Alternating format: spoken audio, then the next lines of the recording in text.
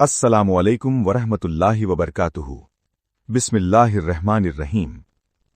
जनाब जावेद अख्तर साहब और हमारी नस्लों के ईमान की फिक्र। जावेद अख्तर 17 जनवरी 1945 को ग्वालियर में पैदा हुए।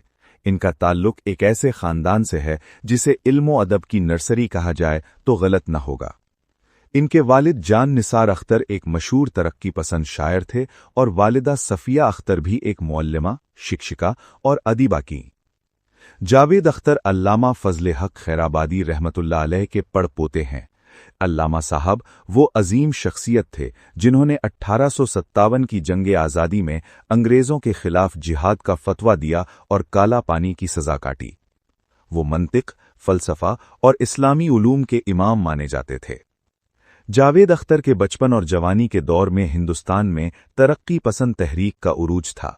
इस तहरीक से जुड़े ज्यादातर शायर और अदबा जैसे इनके वालिद जान निसार अख्तर, कैफी आजमी वगैरह मार्क्सिज्म से प्रभावित थे और मजहब को एक सामाजिक रुकावट समझते थे। इनके वालिद जान निसार अख्तर खुद भी मजहबी अकायद से दूर थे और कम्युनिस्ट नजरियात रखते थे। एक बच्चे के लिए घर का माहौल उसकी सोच की बुनियाद बनाता है। जब घर में मजहब की अमली तस्वीर या उसकी अहमियत का जिक्र न हो तो जहन आज़ाद ख्याली की तरफ मायल हो जाता है। एक लम्हा फिक्र। जावेद अख्तर की मिसाल हमारे सामने एक बड़ा सबक रखती है कि नसब कितना भी ऊंचा क्यों ना हो, ईमान विरासत में खुद बखुद मुंतकिल नहीं होता। इस्लामी नजरिए से नस्लों के ईमान की फिक्र करने की जरूरत पर कुछ अहम बातें। नंबर 1, तरबियत का फुकदान। अल्लामा फजले हक खैराबादी रहमतुल्लाह अलैह जैसे मुजाहिदे मिल्लत और आलिम दीन जावेद अख्तर के बुजुर्ग हैं, लेकिन सिर्फ कुछ नस्लों के बाद ईमान का चिराग बुझ गया। इसकी वजह यह है कि जब हम वालिदैन सिर्फ दुनियावी तरक्की, फन और अदब तक खुद को सीमित कर लेते हैं और औलाद को खालिक से परिचित नहीं कराते, तो अगली नस्ल फिक्री तौर पर यतीम हो जाती है। नंबर 2, सोहबत का असर।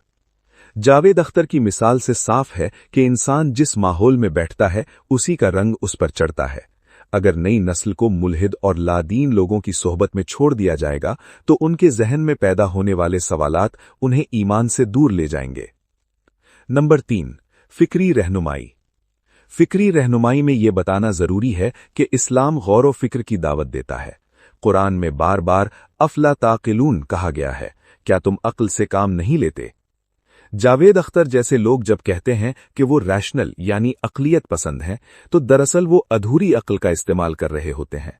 कामिल अक्ल तो इंसान को खालिक़े कायनात तक पहुंचाती है, क्योंकि मार्क्सिज्म या इल्हाद से प्रभावित लोग ये प्रोपेगेंडा करते हैं कि मजहब अंधी तकलीद का नाम है और अक्ल का मजहब से कोई ताल्लुक नहीं। कुरानी इत्तिबा, चेतावनी। कुरान पाक में हजरत याकूब अलैहिस्सलाम का जिक्र है कि मौत के वक्त भी उन्हें यह फिक्र थी कि उनके बाद उनकी औलाद किसकी इबादत करेगी। सूरह अल-बकरा 133। ये इस बात की दलील है कि एक मोमिन को अपनी नस्लों के ईमान की फिक्र आखिरी सांस तक करनी चाहिए।